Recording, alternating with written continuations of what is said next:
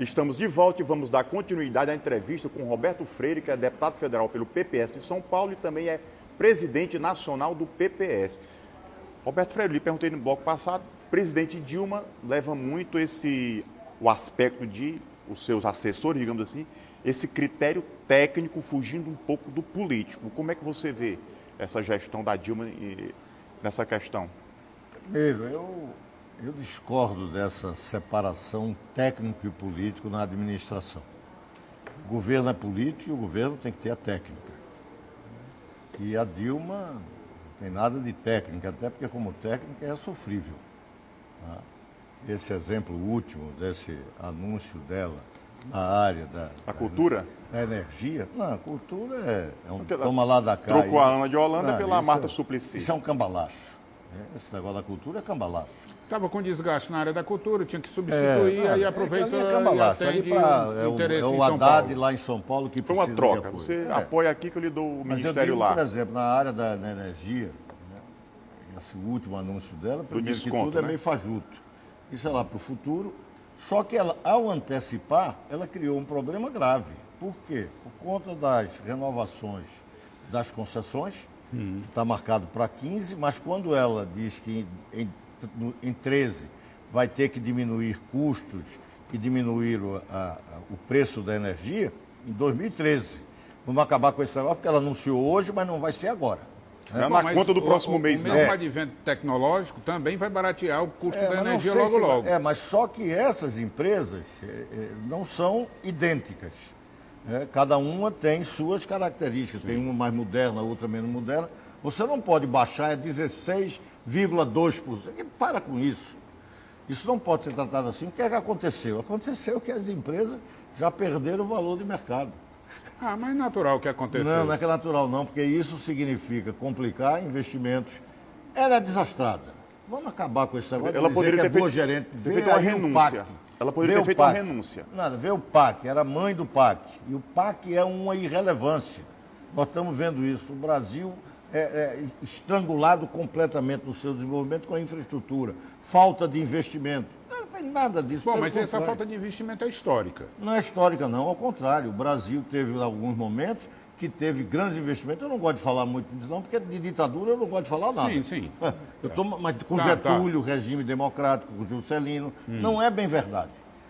Lula é um dos governos que menos investiu. Bom, mas e baseou sua popularidade num erro, num equívoco, que é voo de galinha. Imaginar que vamos nos desenvolver com consumo. Mas fez o resgate social, não? Não fez, não. O Brasil saiu da condição... social. Tu quer o resgate social? O Brasil é um país que está lá nos últimos indicadores do ponto de vista de educação, de saúde, melhora uma coisinha aqui, melhora outra. Nós somos, na América Latina, um dos países, inclusive, que menos retirou gente da pobreza. Você sabia disso? Do ponto de vista proporcional? Nós ficamos melhor para nós mesmos, né? Mas você vai comparar com a Bolívia, até para... Peraí, tu não compara o futebol brasileiro com o futebol brasileiro do passado, nem nada. Tu tem que estar comparando o Brasil com a China de hoje. E que a gente tem que ver que diabo é que foi. Aí vai olhar a China, vem com 4 titulares. Aí você tem que estar olhando com a Espanha, você tem que estar olhando com os outros times, que não é com o Brasil. Seleção brasileira é comparada com as outras seleções. Então tu quer comparar a economia brasileira com quem? Com a economia brasileira do passado? Aí é brincadeira. Bom, mas aí historicamente nós não temos quem tenha, pelo menos no Brasil democrático, nenhuma experiência nesse sentido, de transformação, de resgate da sociedade, de catapultar o Brasil para o futuro.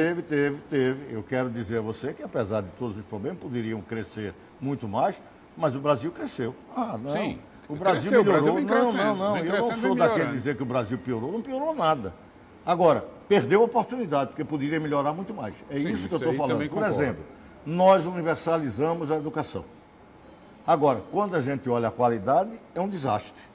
Não melhoramos aquilo que esse mundo do futuro está exigindo. Investimento do professor, principalmente. Na educação como um todo. Geral. Olha, um cara me disse, nós vamos... Mas como é que nós teremos educação se nós vamos apresentar para o Brasil e começamos decente, a fazer, por exemplo... alimentação decente, digna, enfim. Não, mas olha, vou te dar um exemplo. Nós tivemos aqui em Fortaleza... lançamento de um projeto da Escola Digital, um projeto de educação que o partido está, inclusive para essas eleições municipais, e estamos tentando levar isso para o Brasil todo. O que é que significa isso? É uma pergunta muito simples. Você acha que quem vive com o computador, e isso a criança está tendo muito mais capacidade que qualquer um de nós. Tem mais empatia do que a gente. Como é que você bota essa criança numa sala de aula e vai dar aula com giz? É uma grosseria. Isso é um atentado contra aquela criança. É. Porque ela está no mundo tratando com isto. Ela não vai estudar geografia olhando num mapa aqui. Ela vai ver numa tela de computador, ela vai ver o mundo ali na frente dela, ao vivo. Virtual, mas ao vivo. Sim. Pois bem, como é que eu deixo de estar utilizando isso? Eu estou cometendo um crime com esta juventude, rapaz. Esse país não atender para isso, isto é um crime. Nós continuamos gastando dinheiro em biblioteca, quando as pessoas não frequentam bibliotecas, a despeito de ser diletantismo. Não, biblioteca... Não, é um diletantismo quando nós devíamos estar investindo era nisso. Não, nós não estamos investindo em nada. Esse é que é o problema. Quando a gente quer discutir 10% para investimento do PIB para a educação, o governo não quer. Esse governo que está aí, esses equívocos que são cometidos. Aí vim falar de Dilma. Dilma politicamente é desastrada e do ponto de vista técnico não tem o que apresentar. É PAC. Eu sou um crítico severo. Por quê? Porque nós estamos enfrentando uma crise. Lula falou irresponsavelmente de que era uma marolinha. Não é.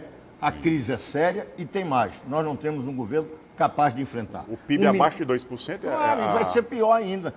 Um PIB desse significa que você não tem como atender às necessidades da população que está vindo para o mercado de trabalho.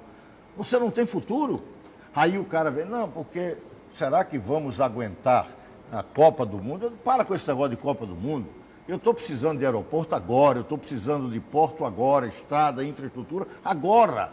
Não é 14 nem 16, que brincadeira o Brasil vai viver na base Olimpíada de um evento, e Copa do Mundo. Copa do Mundo. Eu estou precisando agora. Eu não quero aeroporto com puxadinho, eu quero aeroportos que assumam concretamente o serviço de uma sociedade que cresce. Aí é quando eu digo, cresce pouco, mas cresce. Tem previsão de crescimento. Claro. O aeroporto tem que estar... Tem que estar na frente, não é correndo atrás, não. Ao contrário.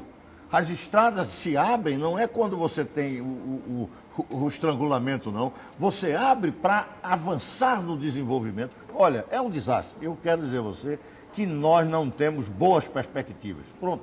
E o Congresso Nacional? Qual é a resposta que dá? Você que é um parlamentar, que está no dia a dia, na luta, no embate ideológico, no embate político. É um problema grave. Por quê? Porque há algum tempo o Congresso começou a ser mero cartório, referendador dos interesses do Executivo, já há algum tempo. Mas agora, nesses últimos tempos, aquilo lá perdeu todo e qualquer protagonismo. Eu fico até dizendo agora para muitos, olha, a gente precisa ver se o Congresso dá alguma resposta à sociedade, porque o Supremo Tribunal Federal está dando. Está legislando, né? Não, legislando não. Está dando ao país uma autoestima de que a gente pode estar acabando com a ideia de que poderoso está acima da lei, de que a impunidade é a regra. Esse julgamento do mensalão é histórico. Mas aqui lá o Supremo está substituindo o papel que é do Congresso, mas não por eu vou dizer... uma vacância. Uma vacância, quer dizer, o Congresso ele não está se manifestando e o Supremo está entrando nesse... Não, o que está acontecendo é uma coisa desse vácuo mesmo. Tem até um grande cientista, que foi companheiro nosso do partido, do PCB, é um grande cientista. Ele tem um trabalho sobre a judicialização da política. Ele não vê isso como algo equivocado, não. Ele vê como um avanço de cidadania. Né? Quando você, por exemplo, entra em algumas comunidades, você costuma dizer, não, ali não tem o Estado, ali não tem o poder de coação da polícia, a ausência. A ausência do Estado mesmo. Qual é uma grande ausência que a sociedade brasileira tinha? Da justiça. Por quê? Porque acessível à justiça eram apenas os ricos. E eram, por essa justiça, contemplados em não ser punido, em ter toda a sorte de privilégio. Pois bem, o que está mudando no Brasil é que a justiça está começando a ter maior presença na sociedade e este julgamento do Supremo talvez mudando a cultura política brasileira. Deputado. Aquela que o crime Que o crime compensa, né? Que aí pode passa ser que está acabando. Pode ser que esteja acabando. E eu acho que vai acabar, viu? Olha, cadeia está esperando esse daí. Teve um que disse que tudo isso ia dar piada de salão. Eu já disse a ele, olha, te cuida porque tu vai contar piada na cadeia. Eu queria ir para o último bloco e tratar da razão da sua vinda a Fortaleza. Já foi pelo Cariri, vamos tratar de Fortaleza agora? Vamos tratar de Fortaleza. Tá ok? Teve coisas ótimas.